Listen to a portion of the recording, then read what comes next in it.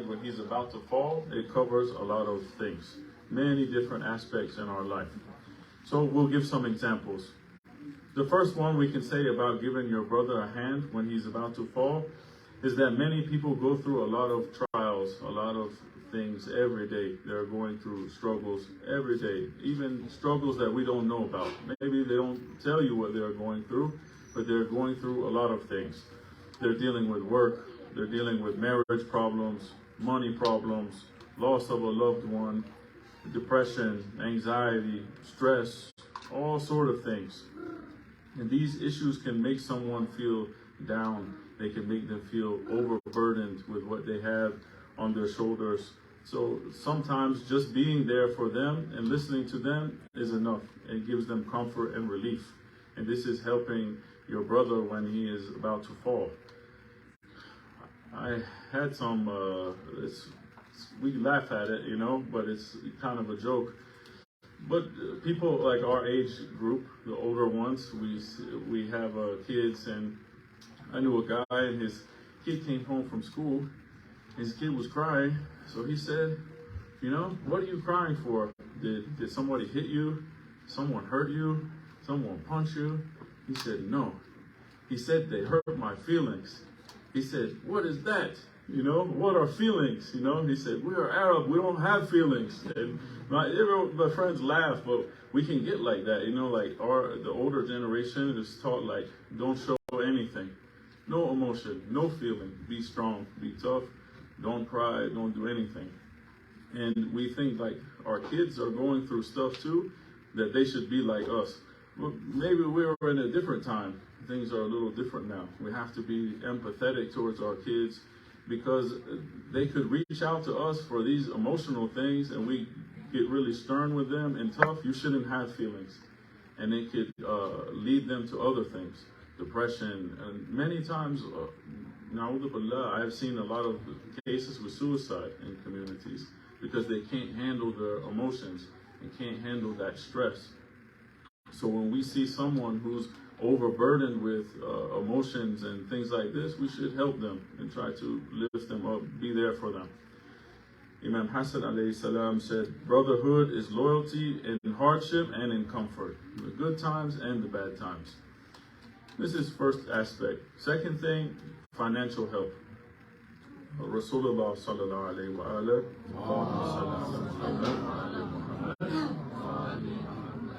he said the one who his fellow Muslim brother needs a loan. Like he really needs it. He needs that loan to survive. And the other one has it and he doesn't give it to him. Allah prohibits them from entering paradise on the day when the ones who get good deeds, the righteous, will be given their reward. So it shows that we have to help each other. If someone genuinely needs something and we have it and we can give it to them easily, it doesn't hurt us, we can give them, and we say, no, I just rather watch them suffer and go through that, and I'm not going to help them. This is not brotherhood. Imam Bakr alayhi salam said, shame on the brother who is a brother who looks after you when you are rich and separates from you when you are poor. So the belief in Allah subhanahu wa ta'ala and Prophet and Ahlul Bayt, his family, this is what makes the pact of brotherhood between us. So it's not based on materialistic things, not money, not because this person has a nice house, this one has a nice car, this one has a good job, because money comes and goes. Some people have money today, they don't have money tomorrow. They have a job and a car today, they get in an accident, they lose both of them. They lose their car, they lose their job. And they went from some high status of having a good job, now they cannot work anymore. Money comes and goes. I've seen people lose everything they have and rebuild it all again, and lose everything they have and rebuild it all again. So money comes and goes. It's not based on these things. So a true brother in faith will be there for you regardless whether you have money or you don't have money, because we are not attached by what we have. We are attached by our belief in walayat of Imam Ali alayhi salam and nubuwwah of Rasulullah and belief in Allah subhanahu wa ta'ala. These things. The third thing is giving good advice. Prophet said, amongst the alms or charity that people give, none is as valuable as imparting knowledge and wisdom to others. No gift is more valuable than one should tell his Muslim brother a right word. By that word, he is guided to the right path and he gets away from the deviation. So we love our Muslim brothers as our own family. We love them for the sake of Allah. We wouldn't want to see our family members going the wrong way. If we saw up ahead of us on the road that the road is over and it goes to a cliff, for example, if they go further down that road, we would definitely want to tell our family members, don't go down there. If you go down that path, it's going to lead to something bad. It's going to lead you to destruction. Don't do it. So when we would do this for our family members, we treat our Muslim brothers as family. We should also warn them when we see them going the wrong way. We want to make sure that they don't go and get misguided, get misled, get off the path. We see them headed in the wrong direction. We have foresight. Maybe we can see that, okay, that's not good. This path is going to lead to the wrong way. So we tell them, don't go that way. We should try our best to do that, and at least warn them and fulfill our duty. And if they choose to go anyway, then they will be held accountable for that. But the issue that we have now is that no one cares about each other anymore, really, in society. It's very different than it was before. And now people don't care unless they're directly related to them. And even in some cases, they don't care even for their relatives even. We can give an example of this. For example, we have these school shootings a lot in America. And we hear about one, we're here in New Mexico, you hear one is in, I don't know, Connecticut or somewhere. He's like, that's terrible. That's really bad. It's sad. Move on. Now, it happens in New Mexico, but not in Albuquerque, maybe Santa Fe. So, oh, wow, it's getting close. You feel a little bit more. He's like, that could have been here. It's closer. And then it happens in your own neighborhood. Even stronger. Wow, that happened in my neighborhood, that could have been, one of our kids. And then, na'udhu billah, it happened to someone that a friend. It's even more stronger. And then it happens to, it happened to a family member. It's even more stronger. The act is the same, but it depends on the relationship that you have with the person it happened to, the victim, how strong the emotions are. So if we are concerned about our fellow brother in faith, like he is our true family member, when we see them going through something, it will affect us like it will affect the family member. But most of the time, we just see people in community, we're like, yeah, they go to center, but I don't know them like that, and this and that. We're not as close as we should be. In the most cases, what I see. And sometimes we go to centers that are big. For example, I could be in a center with 1,000 people and all alone at the same time. Everyone goes in their little groups and you could be left alone in that center. But we shouldn't be like that. Alhamdulillah, this place is smaller, so it's hard to hide from someone. Everyone will end up talking with each other. But it's good to get to know each other, not just salam, like actually get to know each other, and then we build our bond stronger.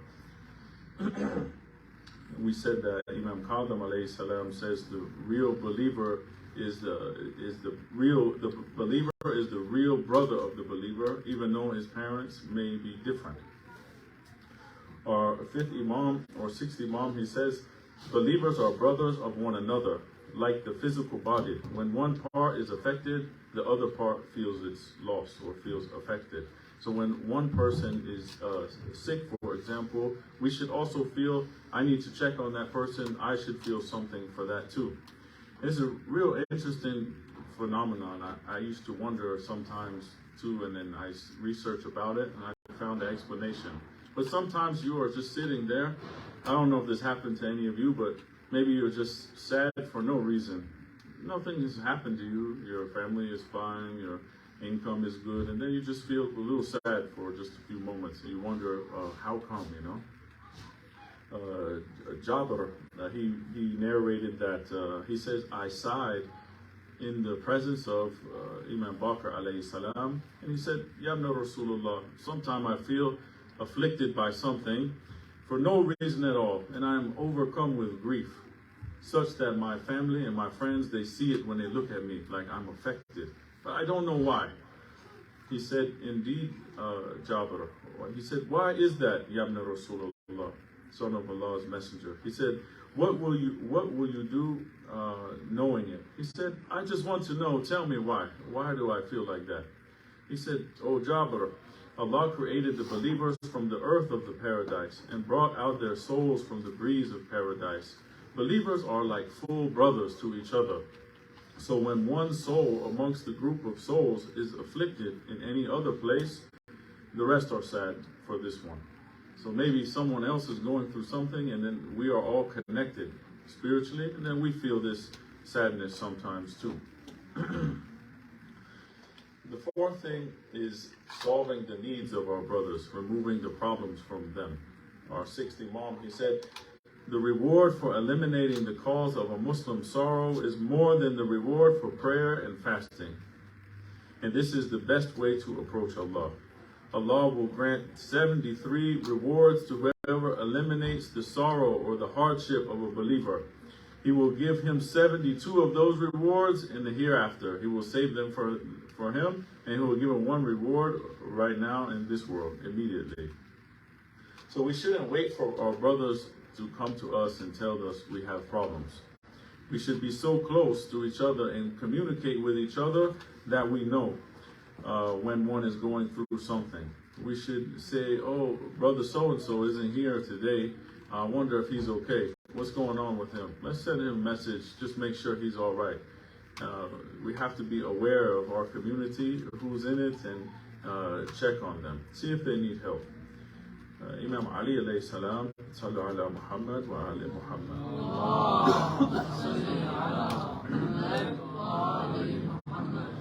He said, you should not make your brothers ask for their needs if you have recently known them. We should run towards earning Allah's pleasure by helping our brothers and sisters in faith when they need something. But yet we do the opposite. We run away from them. We say, oh, they need something, let me go the other way, because I don't want to give them from what I have. If someone came to you with their problems, don't feel tired from that person. Don't feel like, oh, not again, this person is coming again. Because it's as if Allah is giving you a great reward to a great opportunity to get a good reward in this case. Sometimes we do what's even worse than that. Instead of helping them, we will ignore them and we won't. We'll act like they are not there. But instead of helping them, unfortunately, some people even go worse than this. Not us, inshallah, but some other people. They will laugh at people who are suffering, and we see this on the news and other social media. What happens when people start fighting? They start laughing and they pull out their phones and everyone's recording. They don't care. They don't want to stop it. They want to break it up. Why are you fighting? Why are you doing this? You shouldn't do that. Everyone's recording it. I remember this one Muslim brother, he got really famous from this act, and he didn't know, and he didn't do it for fame or anything. This thing was like in New Jersey or either in Philadelphia or somewhere East Coast. These young guys were fighting. They started fighting each other, punching each other. All the other guys around are holding the phone, recording it. The Muslim guy, he walked up and said, no, brothers, this is not what we're supposed to do. We pulled them apart, and he started getting on them about being, there for each other. We shouldn't fight each other. You're fighting over some silly reason, and our purpose is bigger than this, and start telling them about Islam even. And the guy they brought him on talk shows and other things like this. We have to care for other people instead of just kicking them when they're down or laughing at them when they're down. As other people say, when they look at the downfall of others, this right of the believer is to give them a hand when he is about to fall. But some people, they want to kick them down, and they say misery loves company. So the Prophet, he says, never be happy or gloat. Gloat is like be happy at someone else and you're telling everybody else about what that person is going through. So he says, don't be happy about the misfortunes of your brother. When you see your fellow Muslim brother going through something, don't be happy about it. because maybe he is freed from that thing and then it comes to you next. So we shouldn't be happy when they go through something. So when someone comes to you or you find out someone needs something, we should view it as not as a burden, but as Allah has favored us by allowing us to solve the problem of our fellow Muslim brother. We should be honored that Allah chose us to help that person, actually. There's a story about Fatima Zahra alayhi salam, daughter of Rasulullah,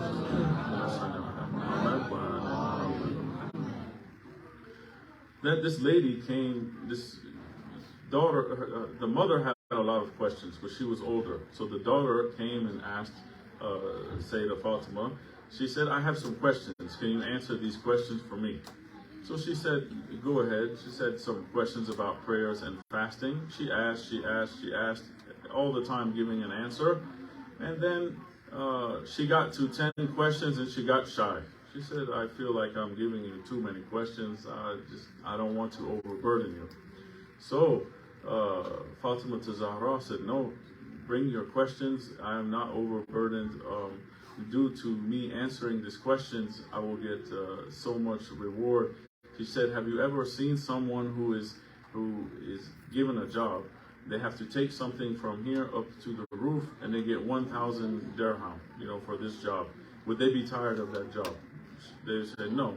So she said, what Allah gives me is more than that. It's between the distance between the heavens and the earth is filled with pearls, and even more than that for answering these questions. So to continue asking the questions. So we see that she didn't feel overburdened, and she wants the other person to help the other person. So if it's the same thing, if I ask someone, I'll give you $1,000 every cushion you take to the car. Are you going to be tired? You're going to be running back and forth, grabbing these cushions, take them to the car. So this is how she said is similar to reward with answering questions.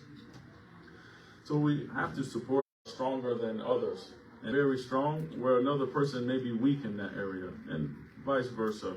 So we have to help strengthen those people, so that way you can become successful in this life and akhirah. We have to be like mirrors to each other. As the Prophet said, the believer is like the mirror for his believing brother, and he should remove his troubles. When we look in the mirror, we should see the reflection of our brother. We see he is suffering, he's going through something. We feel it like we feel it's in our own self. Imam Ali alayhi salam told Kumail, he said, the believers should be the mirrors of each other. When they look at each other, they should meet the needs and settle the problems. Ya Kumail, the believers are brothers. Brothers should never prefer anything to each other. Imam Sadiq alayhi salam says, he was asked, what are the minimum rights of one believer over his other fellow believer? He said, not to give a higher priority to his, he should give a higher priority to his brother's needs over his own needs. So we should take the look and make sure other people are okay. So how can we begin to fulfill these rights of people, other brothers, when we want to prefer their needs above others, if we always think about our own need, before others' needs? So we have to do the opposite of this. We have to look at what Ahlul Bayt alayhimu salam did for their brothers. And we have a good example of this when we remember Abu Fadl Abbas, the brother of Imam Hussein alayhi salam. When Abbas, he kept hearing the children, they deprived them from water for 3 days in Karbala. So Abbas kept hearing the cries of the children, so he said, I want to go bring water from the river. He got permission from the Imam, and when he got to the Farat, or the river Euphrates, he had that opportunity to drink that water. But he said, how can I drink this water when I know that my master, Imam Hussein, which is his brother, says, my master, Imam Hussein, is thirsty. And we're speaking of giving rights to our brothers, giving him the hand when he is about to fall. Abu Fadl Abbas alayhi salam, he gave both his hands to his brother. Ya Kamarbani. When Fatima Zahra, she used to pray at nighttime. Imam Hassan al-Mujtaba used to listen to her pray, Salatul Layl, and he would say, "Mother, do you pray for yourself at all? All I hear you pray is all the people. I hear you name all the people in the neighborhood, all the people that we know, everyone else, but I never hear you pray for yourself." She told him, "Ya bunay, al-jar thumma dar." O son, first the neighbor, then the house. This is Ahlul Bayt alayhi salam, always thinking about the other people. Imam Bakr alayhi salam, Salli ala Muhammad wa ala Muhammad.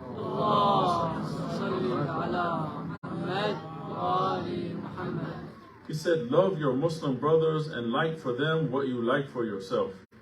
Ask them if you need anything, and fulfill the needs if they ever ask you for help. Don't hide from them anything good. They are your supporters. When they are not present, support them in their absence until they return. Go to see them when they return. Honor them, since you are from them and they are from you. If they blame you for something, don't abandon them, and let them express whatever bothers them. They have something on their chest they want to say, let them say it.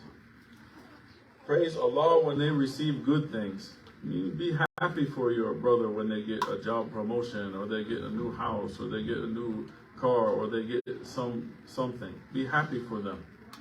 Help them and support them when they suffer from a calamity. This is riwayat, is true essence of being brothers, building brotherhood. So we always have to care for our brother in faith, make sure we are there for him, help him whenever he is in need. We have to overcome whatever obstacles are in our way, strengthen them by whatever means we have, whether it's emotionally, financially, spiritually, or even by knowledge. Whatever way we can give them support, we should do that. Because we are like one big support group for each other. And we're all striving from the same goal. No matter where we are from, we are all striving for the same goal, to get Allah's pleasure, to go to Jannah, to be good follower of Ahlul Bayt alayhimu salam. So may Allah subhanahu wa ta'ala help us be more empathetic towards each other, assist each other, help each other. When we see someone is falling down, that we are the one to give them our hand and pull them up. Help us be more helpful to each other and become united as brothers under the banner of Muhammad wa ali Muhammad.